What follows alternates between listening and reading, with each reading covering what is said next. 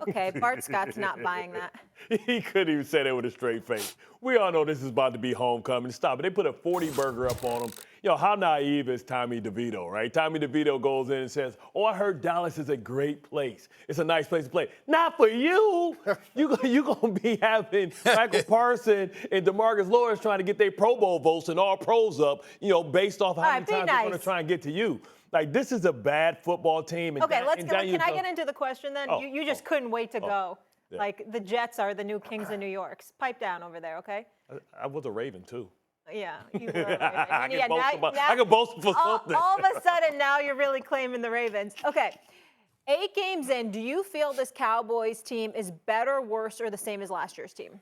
I think it's about the same, right? Because, in my opinion, when I watch them go against elite competition, they still haven't passed that test. And listen, we don't judge the Cowboys, whether it's fair or unfair, because, they're the big brand. So we treat them almost like the Yankees, right? We expect them to be in the conversation, but they haven't won a relevant game in the playoffs since their last, three-peat. So I think that they're still the same, and we can't measure Dak based on winning regular season games because those aren't important. And the important ones against San Francisco and against Philadelphia, they still find a way to come up short. So we won't really judge this team and judge the progress, until we figure out if they can win a big game and actually go to maybe the NFC Championship and try and cash in on all this promise that we've heard about them, ever since Dak Prescott arrived and replaced Tony Romo. You're wrong. But that's okay, because as brilliant as you are as a football mind, sometimes your perspective is a little bit off. It's a little bit early in the morning, and I listen to you throughout the day because you're so exceptional. And as a result, as the day wanes, you just become more and more brilliant. But the morning stuff you struggle with, particularly when you're going up against me. It's no crime in that. No crime in that whatsoever. The Dallas Cowboys are worse offensively, people. They're worse offensively. They're not the same. Mr. CIA Mike T, Bart Scott himself, they're not the same. Last year, if I remember correctly, didn't they score 52 touchdowns in 17 games? 52. I believe that was 52, right? That is correct. This year, in 8 games, they're at 8. They're at 18. They were averaging 3 touchdowns per game last year. They're at 2.3 this year, okay? You're on pace for 39 for the season. How are you not worse? With this balance that we were supposed to be seeing, because Mike McCarthy is now calling plays and it's not Kellen Moore any longer. Well, excuse me, don't get me started with how they've been in the red zone, okay? We know that's been problematic for them. Let's also not forget it was supposed to be some more balance thrown into the equation. Before last week, so going into last week's game against Philadelphia, they were throwing the ball 54% of the time, running it 46% of the time. I guess that Tony Pollard experiment as Joe Bell cow hasn't worked out necessarily, since he hasn't had a 100-yard game since game 1 of the regular season, since the season began. So I look at it from that perspective. Your running game ain't the same. The receiver, C.D. Lamb, is an absolute stud. But excuse me, who's your number 2? Brandon Cooks, Michael Gallup. Where were they last week against Philadelphia? Even though Brandon Cooks has been elevating his level of play, getting targeted around 4 times a game, and you could see some cohesiveness developing, but it's not quite there yet with Dak Prescott. Ferguson Ball, we get all of that. But Schultz himself, he's in Houston now. It's not the same as it once was. We've got to take that into consideration as well. And so the way I look at it, the Dallas Cowboys, the reason why they are where they are is because we know their defense is elite. Dak Prescott is no scrub. C.D. Lamb can ball. We get all of that. But in the same breath, whether it's the play calling, whether it's the absence of a bona fide number 2, whether it's them not really running the football as effectively as they had projected they would, ultimately, this offense is not better at all. It's not even the same. It's a little bit worse. Not precipitously, but it's a little bit worse. I totally disagree, Stephen A. When you look at this team, they are hard to defend. They have 6 different receivers that have 15 receptions or more, so you can't key on one guy when you go past C.D. Lamb. I do expect Cooks to continue to get better, and he's a guy that can take the top off of coverage. The other thing that Dak's doing this year, guys, he is eating up man-to-man coverage. He's third in the league with QBR against man-to-man, and he's making plays with his feet. And Stephen A., once I overpaid Bart, but one thing that Bart brought to the table was really good perspective, which is opposing defenses hate when the quarterback can make plays with his feet. And what Dak's doing is he's extending plays and he's making plays in consequential moments. And last week, it was a half an inch away on that 2-point play. And I think the difference between them and Philly is really small. And right now, if we just go by what we see, guys, Dak Prescott is outplaying Jalen Hurts. Yeah, I mean, listen, sometimes we... Okay, but that's a... Hold on, Bart. Hold on, Bart. That's a different discussion. And I mean, that's a worthy discussion, Mike T. I get you where you're coming from with that.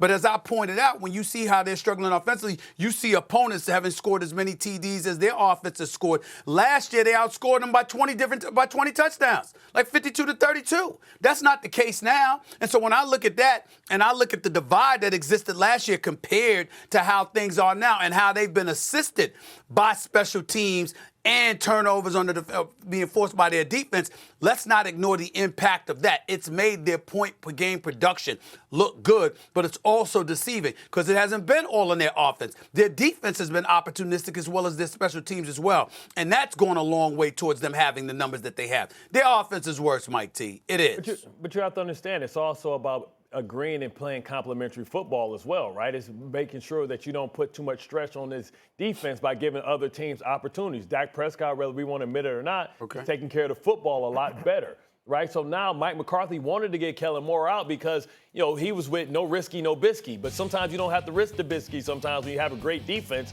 So they're playing more to their defense. And like Jay-Z said, you know, well, Jay-Z lied to us because numbers do lie sometimes because it doesn't tell the whole story in the context of the story and the story that we're trying to tell. The fact is they're also going against different opponents from the previous year before. And Stephen, I would just add to this. Okay, that's fine. That's fine. But can I throw this in real quick before y'all go? I'm waking up, Stephen A. The energy out of the gate, I mean, it's next level. The excitement. Oh, no. I get up early in Miami. I get up early in Miami. Let's leave it at that. Let's leave it at that. But what I'm saying is this. You were first in red zone efficiency last year. That's true. You're 29th now. What's up, y'all? Yeah, come on, Mike T. Yeah, come on, look, come on, boy. What are we talking about? First to 29th? Yeah, Stephen A., that is definitely part of it, but here's the other part. If we're evaluating Mike McCarthy, the CEO, he fired Kellen Moore and put himself and Brian Schottenheimer in that decision-making role as offensive coordinator, and it was to control the game, and when they had the lead, to run the ball more, to be more efficient, and that's why when you look at Dak only having 5 interceptions, that's part of the evaluation of looking at this offense. This offense is more efficient. And more conservative, too. Yeah, it may be more conservative. See, Mike T. See how slick you are, Mike T. Now, let me ask you this question, sir. When you get into the red zone, ain't you looking to score? Yes or no? Yeah. 100%. Now, I understand clock management. I understand spelling for the defense. You're still looking to score. You go from 1st to 29th in efficiency in the league. Come on, Mike T. But let's take the Jets game, right? Like, they kicked those field goals because they knew that the opponent that they were going against couldn't score points. So they know that those 3 points were just as equivalent to 7. And they know that the only way that the Jets could hang with them is if they turned the football over. Did you kick it on 1st or 2nd down, Bart Scott? No. You kicked it on after 3rd down. You had 3 downs to make something happen, and you still kicked the damn field goal. That means 1st, 2nd, 3rd down, you didn't get it done. Y'all trying to be slick this morning. It ain't going to work. I'm wide awake. Hold on. I'm wide awake, man. I'm trying to Hold on. Stephen A., Bart's making a good point, because if Bill Belichick was sitting right here and he was part of the conversation, first of all, he'd be in studio. He wouldn't be in Miami. But what he would always talk about is most teams lose games before you have to go win it. And to Bart's point, that's why the red zone numbers are horrific. I agree with that. But the efficiency of this team is certain of their opponents, like they're playing, Danny DeVito on Sunday, they know that he's not going to drive the ball against that defense. So if you're playing a substandard quarterback. I like how you said Danny DeVito. Yeah, that's accurate. Yeah, exactly. He played like Bosco. You guys are so disrespectful. I mean, come on. But look, Tommy DeVito wasn't even a good. He wasn't even a good college. He wasn't even a good college quarterback. Messed up. You know it's all right. Messed up. Don Bosco. All you Jets lovers. But Mike T, are you sure?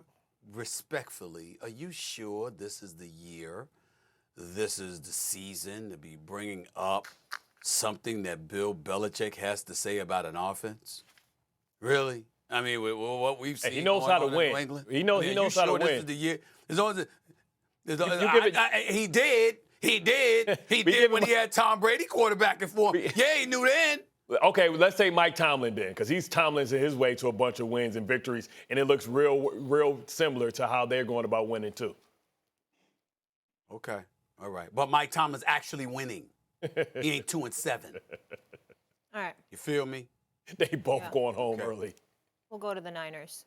Yes, they are. Yes, they are. But New England a bit earlier than Pittsburgh. Yeah.